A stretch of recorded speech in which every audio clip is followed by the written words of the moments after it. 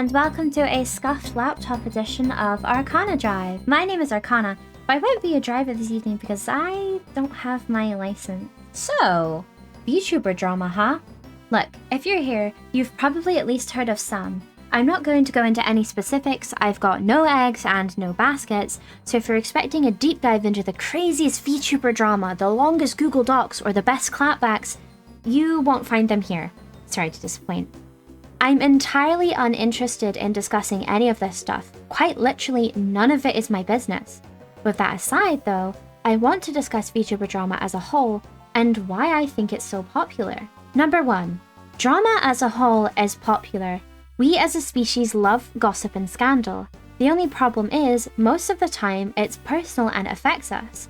You can't just go out there and discuss your dad's new wife and all her gossip, because if it comes back to you, you're in big shit with your dad.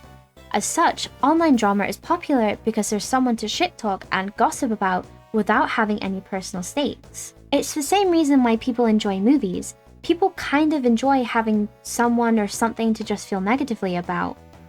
And even more so when it is morally just. Movies don't cut it because they're not real, but internet drama is simultaneously juicy enough, real enough, and removed enough to be of interest to people.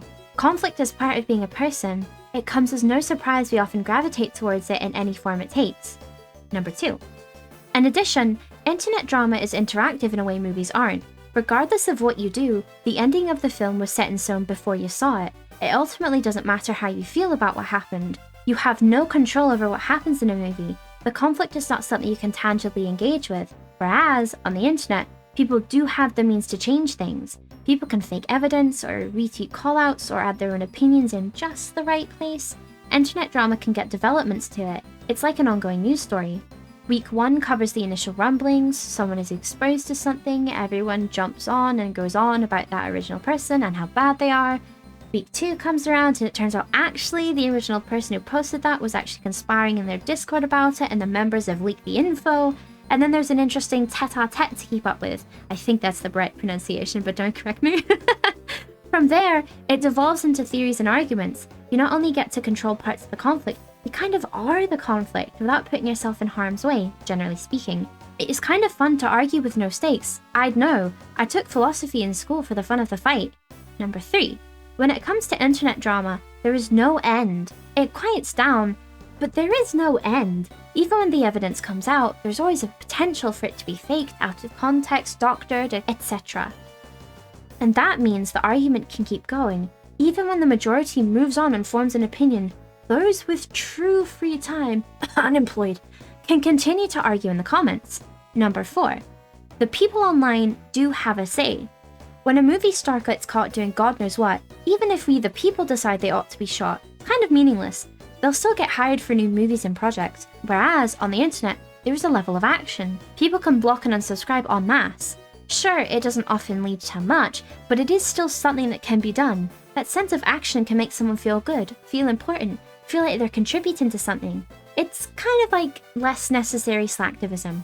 Again, the degree of control when engaging in or being near conflict can dictate how people end up gravitating towards said conflict. Sure, everyone likes watching a nice bonfire, but it's much more satisfying to be the one feeding the fire than it is to simply watch. Number 5. In line with the above point, people on the internet, be it VTubers or anyone else, are just people. I mean, so are celebrities, but they feel kind of removed and far away due to their capital and fame. It can be hard to recognize that you and Kim Kardashian are cut from the same cloth when she's been famous for so long and grew up around so much money. Whereas, people on the internet feel a bit closer to us. They share our experiences, our ailments, our quirks. As such, there can be a festering jealousy at times. Now, I am not doing the whole, oh, ignore your haters, they're just jelly bit, but I am mentioning it as a contributing factor. I know for myself, a lot of the time I've been particularly disliking of someone in the past, there has been an aspect of jealousy. This person is successful despite having the same ailment as me. Why doesn't it hold them back? Ultimately, there was more to why I disliked them, but I do admit that jealousy was likely an unconscious contributing factor. Jealousy is a one-sided conflict that, during online drama, you can project onto whoever you are jealous of, even if your reasonings are entirely different. I'm not saying this is for everyone, but I guarantee it's true for a lot more people than they'd like to admit. So far, all of the reasons I've listed are applicable to wider internet drama as a whole, not specifically VTuber drama. I know it may seem as though I've gone off course, but the fact of the matter is, VTuber drama is also internet drama. They only veer off in the end. So, that being said, then why do I think VTuber drama specifically is so popular? Number 6. VTubers as a whole have their detractors.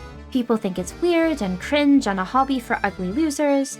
As such, that makes VTuber drama like gold dust for these people because they can point it and go, look, this is why this stuff is bad, and engage in that removed drama that justifies their dislike.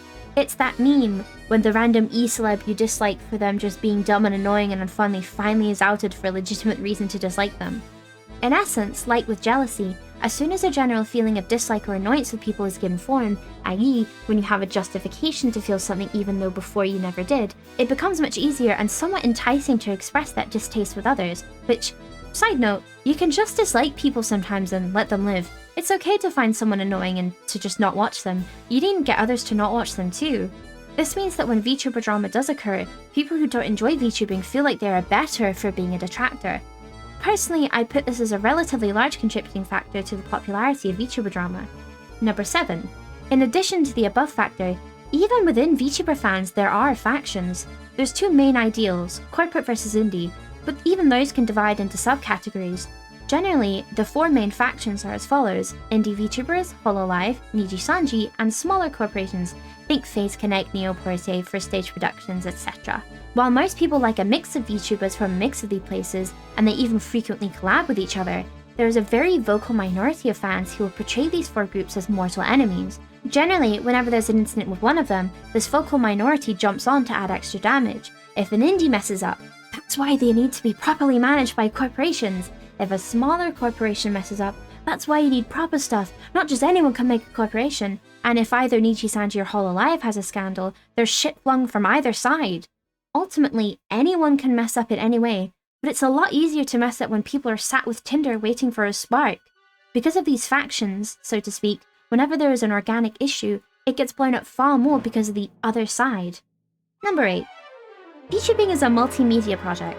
It isn't just about live streaming games, there's art, music, graphics, etc. involved. Each of these additional factors comes with their own chance for drama. If you're in the art community, you'll know there's always drama about art theft, tracing, copying, etc. When it comes to games, there are scandals still. People cheat on speedruns and stuff like that. Some people have even been caught using other people's gameplay. There's also the issue that people live aren't the most thought out, and so could be subject to saying something regrettable. All of these things come together and create so much more opportunity for and interest in VTuber drama. If you don't care about gaming, someone stealing footage might mean nothing to you, but you might be invested in art theft instead. As a result, the wide net for interest and opportunity is cast, and it can catch many fish. Number 9.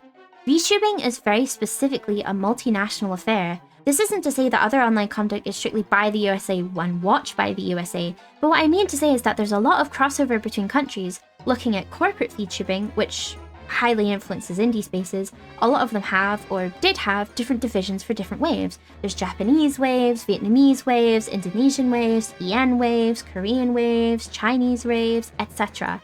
EN is kind of a catch-all for all non-Asian, normally focusing on America, but cast the net across the world as long as you can speak English. With that in mind, there's a lot of cultures here that can clash, especially in the fandoms. There are certain etiquette involved in Japanese VTubing spaces that English speakers aren't as familiar with, and therefore are more lax about. What could be offensive to one group isn't to another. As such, there is oftentimes drama or uproar about things from one side when there isn't at all a problem to others. This causes debate, discourse, and of course, more drama. Number 10. This is more so on the side of corporate VTubing than indie, but there is a problem with conflict resolution. Normally, a drama ends when one side comes out with the most impactful evidence or whatnot. Because there is an end to the story, the flames eventually die down, aside from a few dedicated individuals who remember and keep bringing it up. As such, this limits how much drama there is about something. If Boss Matsumoto accuses me of being an assassin, but I drop the definitive proof he's a pedophile who killed my parents, the drama kind of ends there. It's finite. However, if I'm under an NDA as a corporate VTuber, I can't just come and go, well actually, due to the fact I am by law not able to disclose certain things. This means that there isn't a neat bow on the drama, and rumours can grow and fester because no one is able to hush them out. An important part in drama dying down is the story coming to a conclusive halt. and without being able to speak out, the drama can fester like mold. Ultimately, I think it's a perfect mix of factors. The internet is a breeding ground for drama as is, but the multiple additional factors that come into play in regard to VTubing make the drama so much more popular to spectate and comment on. Generally, I try to keep my nose out of where it wasn't in the first place. I don't know a lot about anything, and I think speaking publicly on something can do a lot more harm if I don't know what I'm talking about. My advice is to speak carefully on that which you're not informed, and try to do the best you can. I would advise it isn't good to feed drama or those who peddle and profit off of it. At the end of the day, while there are some people who deserve their just desserts, this hunt for blood and drama only ends up harming people who don't need it. Incessantly and carelessly feeding a fire will always burn people it was never meant to. And that's that. So, let's put this back. Thank you for watching.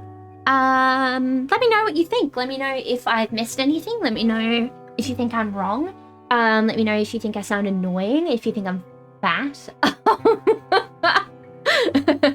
Be sure to accuse me of something horrible that I haven't done in the comments. And more so, be sure to like and subscribe. And yeah, if you want to, you don't got to, but it'd be nice. Yeah. Bye! Bro, relax. We're just editing. Like, chill. It's not a big deal.